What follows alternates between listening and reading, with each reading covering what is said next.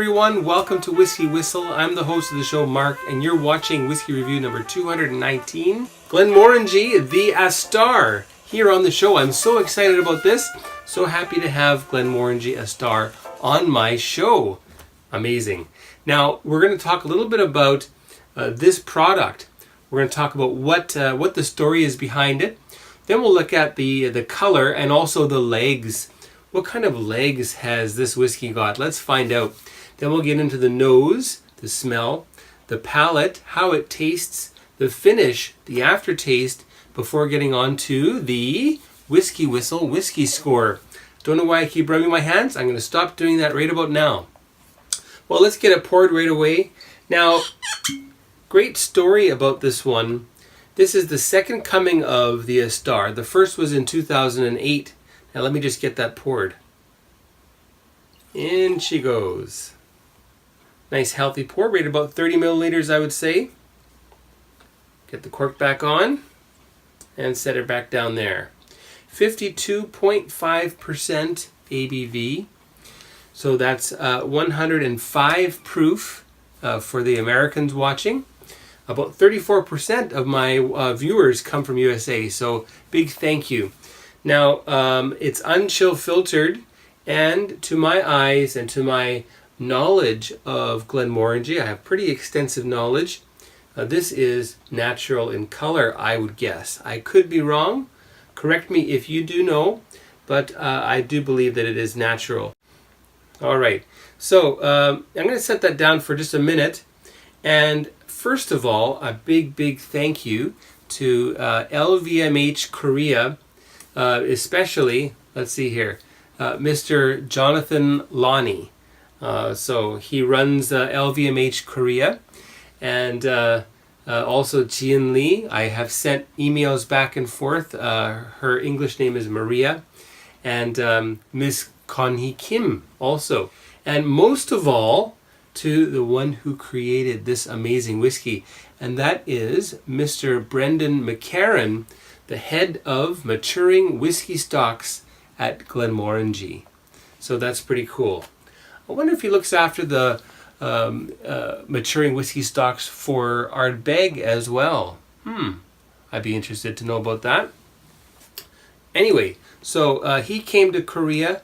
There was an event just about a week, well, exactly 1 week ago, and I got to try that for the first time in Korea with about 30 other guests. Really great spread they put on. Amazing dinner. Wonderful to meet Mr. McCarran. I had no idea that he was going to be there. I would have probably put him up to an interview had I known that. Anyway, great times. I'm going to share some photos from there. I already have on Twitter. I'll put some new photos from that event on my Instagram account, WhiskyWhistle. So you can find that, okay? Now then, let's get on to this whiskey. What's the story here? Astar. Kind of like the Glenmorangie cask strength or near cask strength version. And the story goes they made this with the absolute best possible wood they can get in USA. And let me just pick it up and read a little bit to you. Now, this is how this goes here.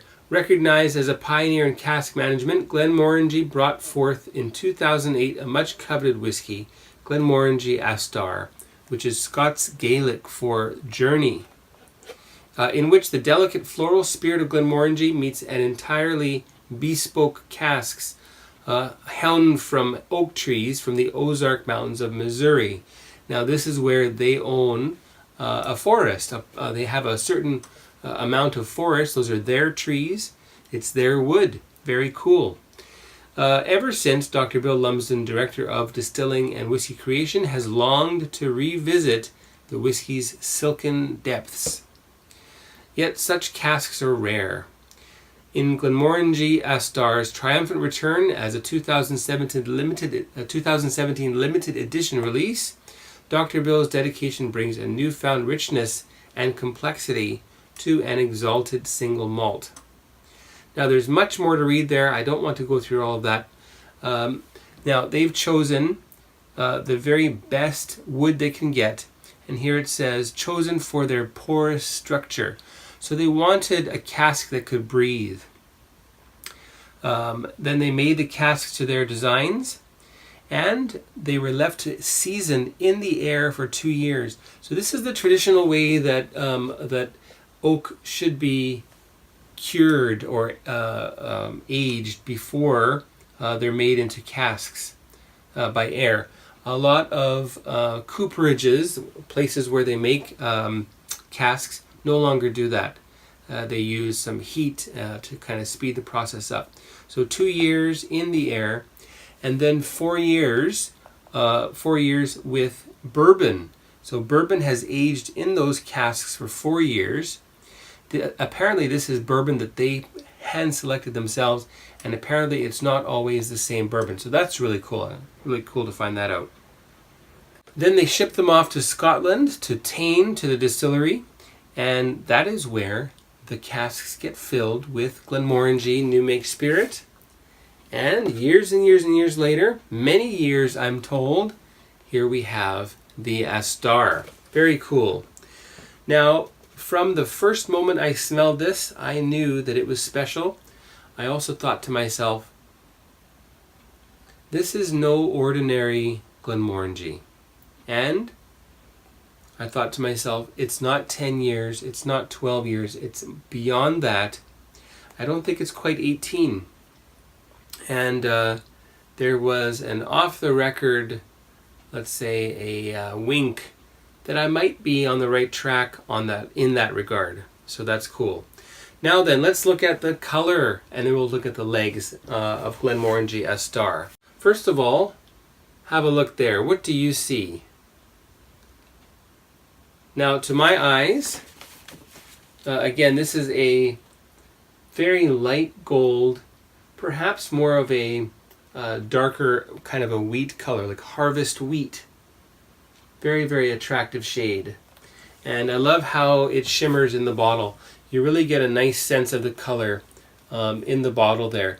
Now I've got some new lights going on here, so hopefully you can get a sense of the color there. Oh, and by the way, you probably just saw that just now. Here we are. This has been signed by the whiskey maker himself. Now, Dr. Bill Lumsden, of course, his name is on the product, but it was actually Brendan McCarran who made this. So that's really great. Thank you very much, Brendan. All right, so that's the color. Now let's check out the legs. And I can already see that it is definitely unchill filtered. Let me just twirl that around a little bit to get it all up to the same approximate level. And here we are. Now, they're about halfway down. They are slowly making their way back down to the liquid below. And look at the beading at the top and the secondary drizzle that's happening there. In fact, the secondary legs are barely moving at all. They're just stuck there. So that's interesting. You can expect a really, really rich mouthfeel with the Astar. Okay, so we're going to get on to the nosing now. And before that, we'll have a short word from the YouTube sponsors right here. Welcome back, Glenmorangie Astar. Let's get on to the nosing now. Now, it is unmistakably Glenmorangie. It's got that little bit of citrus, it's got the vanillas and a little bit of caramel. And yes, there's a little hint of something floral. For me, more than floral, it's more like a fresh grassy field, maybe a little bit of hay. And if we are talking flowers, then we're talking some very sweet blossoms. Now, from my notes, what I wrote here was that it's a very rich nose. And that you get something kind of like vanilla bean ice cream. And then I'll really notice a waxy, slightly leathery note on the nose for Glenmorangie Astar. And this is what tells me that it's a little bit older than, say, just 10 or 12 years. There's also a mild peat, very mild peat that I'm noticing on the nose. Lemon oil. And then the spices that I'm getting here, nutmeg, mint, a little bit of cinnamon. I wanted to say cardamom as well. And also a little bit of cocoa powder. I even wrote here licorice and then also Vicks Vaporub. Vicks Vaporub, actually Raleigh's Salve, which is a Canadian product, I think. Now you have to really get your nose in there to get that kind of slightly mentholic note. Very, very complex nose, rich, full-bodied. Okay, let's get on to the palate, everyone. Cheers! And cheers to LVMH, and the Glenmorangie, and Brendan McCarran. Cheers.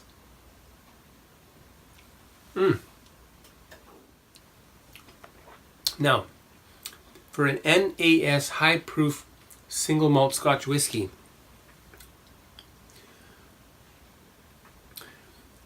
it really does taste older as well.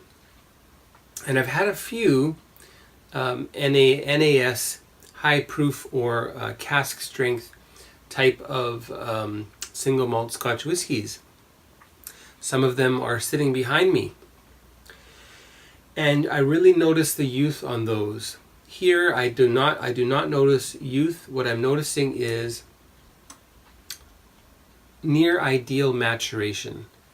And again, I think I wrote here somewhere that I thought that it was maybe 15 years old. Could be 13. Of course, it could be a mix of ages.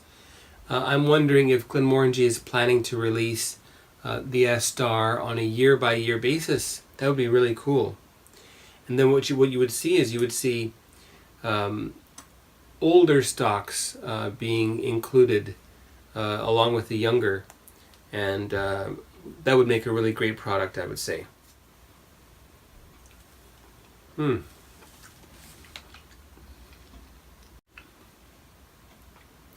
Slightly less complex on the palate. Still excellent, very delicious, flawless. There's nothing amiss here. Sweet lemon orange candies, a little bit of pepper, also some cinnamon hearts. The peat also shows itself on the palate ever so slightly.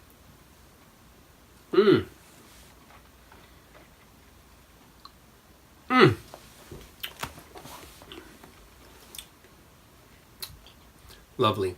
Now, guess what happens for the finish? You get this mouth tingling rush of sweetness. It's very waxy.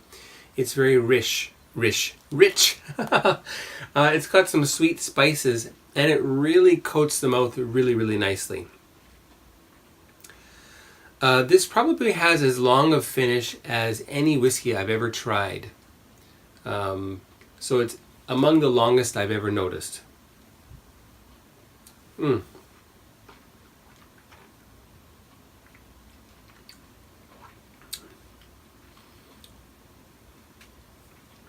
In terms of flavors, like the major taste, the 5 tastes, it's very sweet, but also it's also very very tart as well. So when you're thinking of just your basic sweet kind of blended Scotch whiskies that are kind of in that Speyside area, there's a couple that seem to focus on Speyside, and you just get a real sweetness. So this has some tartness to it, which is really great. And then also some astringency, especially noticing in the finish a little bit of bitter, a little bit of dryness, and that's from that excellent wood that they're using. But it's not overpowering, because this is first fill bourbon. And I believe for the Astar, this is all only first fill bourbon casks. The original apparently uses first fill and second fill, just first and second, so that's cool. Now, can I compare this to the original? You know, I wish I'd had a little bit of the original left. I don't have on hand, but what I can tell you is that it's less like the original, and it's more like the older 10-year-old in many senses, although it does have that well-aged bourbon oak feeling and taste and smell to it as well.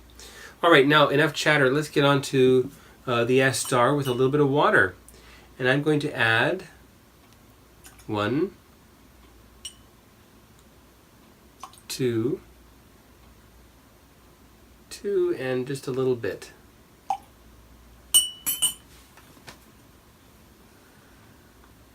Let that mix up. See if we can get any new smells to leap away from the surface of this liquid. Probably amongst the whiskey reviewers here on YouTube, I probably have the most Glenmorangie content of anyone. And having had that much experience and invested that much money in understanding what Glenmorangie is, I really feel like I can tell you that the Astar is pretty much second to none. Now, I have not had the 25-year-old. Of course, that's just discontinued. I haven't had any of the vintages. That would be something if I do get to try at some point. And if I get to review them, that would be just, well, the bee's knees, wouldn't it?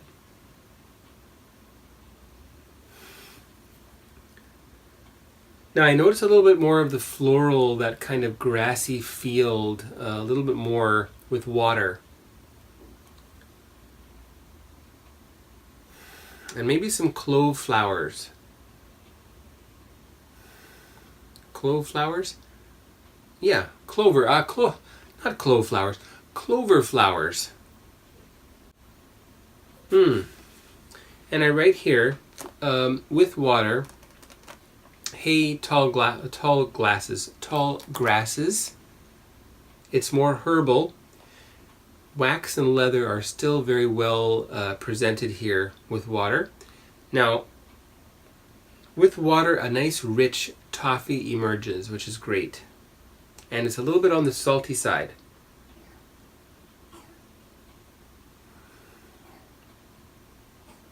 It really seems older here with water, especially with water added. And the licorice and the Raleigh salve, the Vicks Vapor Rub have been minimized here. Interesting that they were there. Interesting that they're gone now. Or at least lessened. All right, on to the palate with water. Cheers again.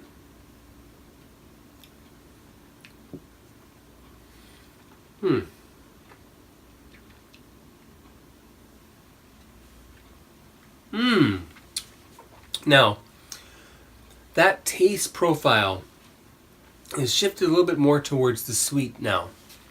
Kind of like what happens with fruit as it kind of reaches that day or two before peak ripeness, and then just reaching peak ripeness, and then maybe even just getting slightly beyond when you get that real sweetness. I'm noticing more of these sweet lemon candies. Now these are not the sour lemon candy kind, it's the sweet ones. A little bit less on the pepper end. There's a slight kind of a, can I call it a sparkle to it?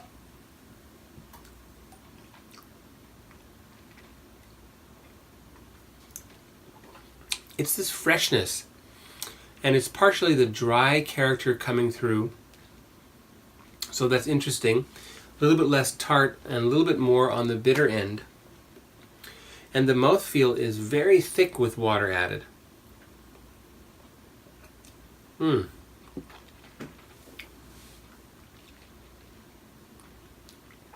As you swish it about in your mouth, you get that sort of like a jello as you squish it through your teeth kind of a mouthfeel.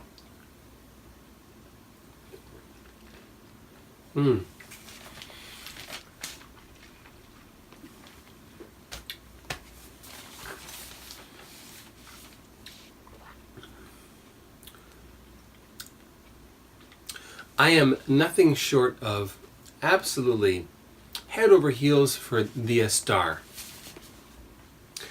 Astar rises.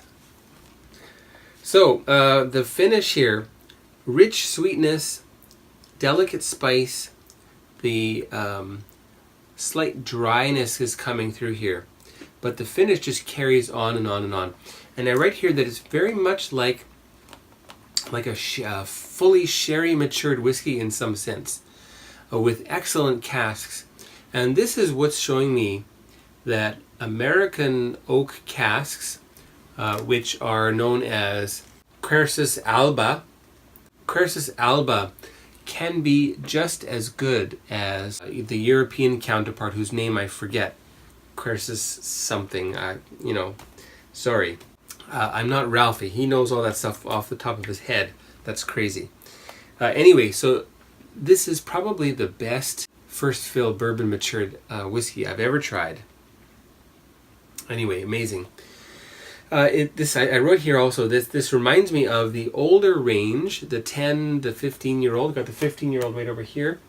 But it has the strength of flavor that the current range has got. So amazing.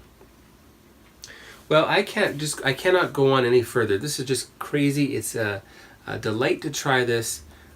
It's amazing that I'm able to present this to you. So thanks for watching all this time. Now it's time to get on to the WhiskyWhistle Whisky Score. We'll have another short word from the YouTube sponsors right here. Welcome back. All right, the WhiskyWhistle Whisky Score for Glenmorangie the Astar. What's that going to be? It's going to be 93 out of 100. Oh, wow. Yes, 93 out of 100. That's the WhiskyWhistle Whisky Score for Glenmorangie Astar. And I write, utterly my favorite Glenmorangie thus far. They've chosen amazing wood. Not only the wood, they've also done a great job of distilling this whiskey, the new make spirit. And I think that they are bringing back, and this has been my hypothesis now for the last year or so, that Glenmorangie is reintroducing a little bit more peat into its whiskey. Or perhaps they've changed the heart to allow a little bit more of the peat to show from the cut that they're taking from the still. Anyway, amazing. 93. Good job. Again, congratulations to the head of Maturing Whiskey Stocks, Brendan McCarran. Thumbs up to you. Double thumbs up. Good job. Thanks for watching. Don't forget to subscribe. If you've watched it for this long now, just hit that subscription little sign right here. And then don't forget to hit the bell that allows notifications to be sent to your email, etc. That way you'll know when WhiskyWhistle releases a new video. Good idea, right? Good stuff. Thanks for watching. Take care. Stay tuned for what's coming. There's so much more to come. We'll see you next time.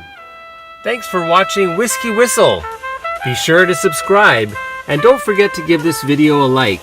And leave a comment down below.